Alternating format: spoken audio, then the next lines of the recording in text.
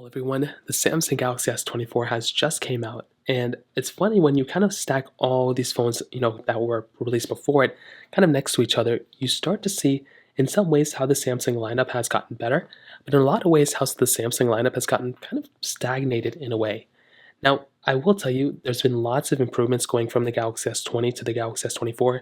It's funny, I even have my Galaxy S10 right here too, and when I'm actually looking at all these devices, it is crazy to me how good of a job Samsung did with all of these phones, but also how all these phones kind of stand alone as their own. When you look at them side by side, like I gotta feel like there should be some more improvements. I think Samsung knocked it out of the park with the Galaxy S24 this year. But it's funny, when you look at the Galaxy S24 and you compare it against something like the Galaxy S20, it is genuinely insane to me how big of a difference there is, at least from these two devices. So, for one hand, when you look at the Galaxy S24 and the Samsung Galaxy S20, look at them side by side. You probably couldn't tell which one is the newest one. Like, of course, the Galaxy S20 is the one on the right, but does it look like this is a 4-year-old phone? It genuinely doesn't look like it. And in some ways, I think the S20 still stands above something like the S24. So you were getting a 1440p display on the Galaxy S20, or in the Galaxy S24 you're getting a 1080p display. Clearly, I would say this one is better, but still, that was kind of like a pretty interesting difference between the two. You're getting the hole punch displays in the center as well on both. You're getting a little bit of bezel around both of them as well, but the Galaxy S20 had this really cool thing where it had a curved glass to it. You can see nowadays we have this flat side and it feels really good.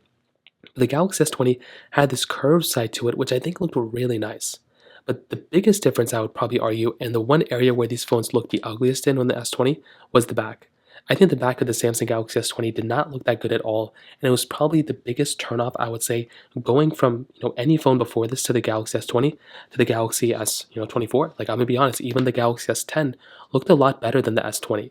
So it's very weird. The front of the S20 looked beautiful and it looked amazing. Unfortunately, the back of this phone looked ugly. Whereas if you look at these two phones and look at the differences between them, the Galaxy S24 definitely looks like a better looking phone than something like the Galaxy S20. So when I look at these devices, there definitely were some pretty big differences. But then Samsung went through and released the Galaxy S21, which I think was also a very, very good phone. So I will tell you, the S21 has held up so much better throughout the last. I would definitely tell you the Samsung Galaxy S21 has actually held up a lot better this year than it probably has before. It's very funny to me how good of a job the S21 is doing right now, and I'll explain that throughout this video. But the front looks almost identically the same as you guys can tell. There's a little bit more bezel, I would say, with the Galaxy S21 because the sides were a little curved. So you were getting a 1080p display on the Samsung Galaxy S21, so this is where we first got a downgrade from the 1440p display to the 1080p display. And I remember when this phone came out in 2021, I was super sad about a few things. I was sad they removed the microSD card slot, and I was sad about the plastic back. We'll get into that in a second.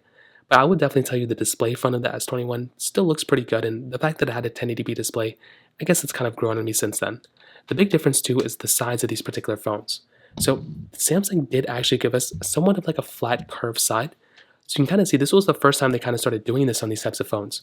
So you can see on the Galaxy S24 it's completely flat. The S21 actually brought kind of like a flat side here, but then a curve to the side right here towards the bottom of it. Now, I guess the problem of this is that it kind of gave it the appearance that the bezel was a little bit thicker than it was. Like if you turn on the display, you can kind of see that there's a thicker amount of bezel compared to something like the Galaxy S24. It seems like there's a lot less bezel there. So that's probably one thing to keep in mind. But the backside of these particular phones was the other very interesting thing going on here. So you can kind of see that, I will say, going from the Galaxy S20 to the Galaxy S21 was a pretty big difference. You can see that this phone looked significantly better, but the problem with the S21 was its plastic back. I generally do feel like that was one of the weirdest decisions from Samsung. They should have made the phone look like this, but with the glass back. That's what they kind of did with the Galaxy S22. But I will tell you, with the S21, it still looks good. I still think this phone looks very good. The cameras look really nice, and it's a good feeling phone. It just doesn't feel that great because of the plastic back. But I will tell you, it's kind of grown on me, and honestly, it doesn't really feel as bad as it used to.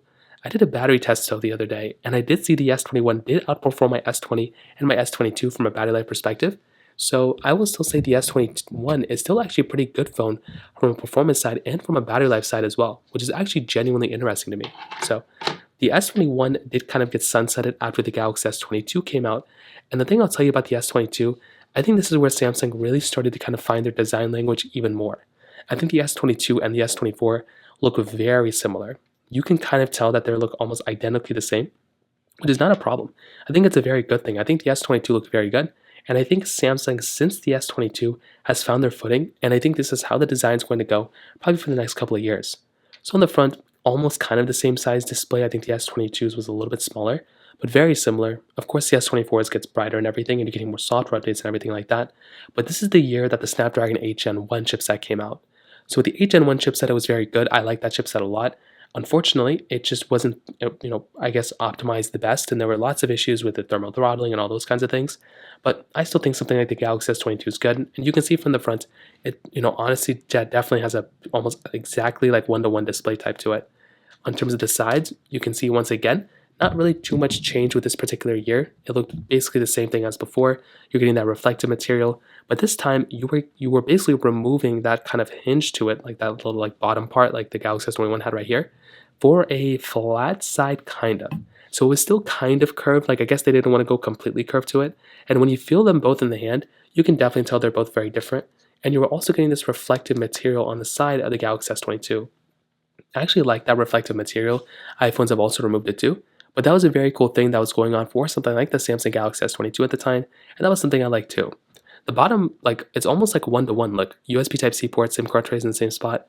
And then on the back side, this is where things get very interesting.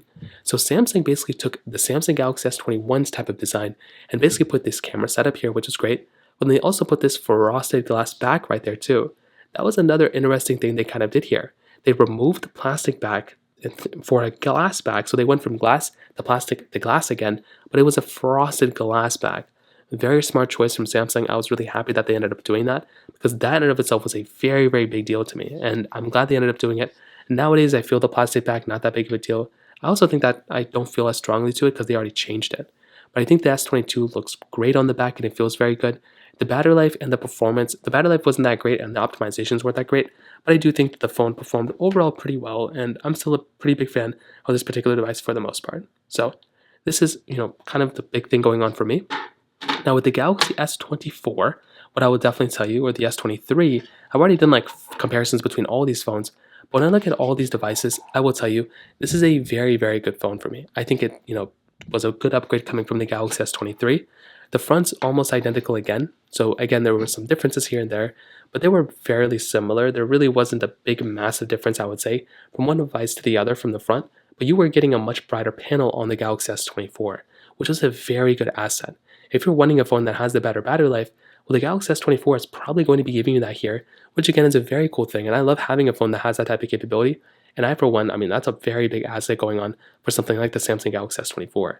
The sides and everything were basically the same thing as before, like on the Galaxy S22. Still basically the flat sides and the USB Type-C ports and everything. So nothing really changed there for the most part. On the back side, you can also see that we were basically getting our triple camera setups for the most part as well, which is also very cool. So triple camera setups, they actually removed this little like indent thing that was happening right here, and they basically brought it into the back of this particular phone. So I thought that was something that was very cool going on as well. You're basically getting these camera setups right here and these camera setups here. And the frosted glass back was really nice because it felt so good in the hand. So beyond that, though, there were lots of internal changes and everything. But when we kind of look at all these Samsung phones, right, and when we kind of have them all in front of each other for the last, 4 years, it is kind of interesting to me how good of a job Samsung did with the designs. I will say there should have been probably more design changes. I feel like when you look at these designs on the back, like the fronts, they didn't really change too much from the last couple of years. But the back side, there were lots of changes here. So I feel like there should probably be more. I wonder what the next change is going to be for the most part.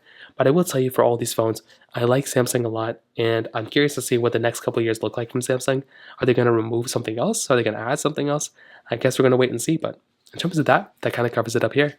If you have any other thoughts or questions, please let me know in the comment section below.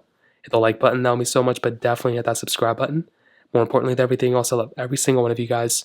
Hopefully I'll catch you guys in the next video. Peace out till then.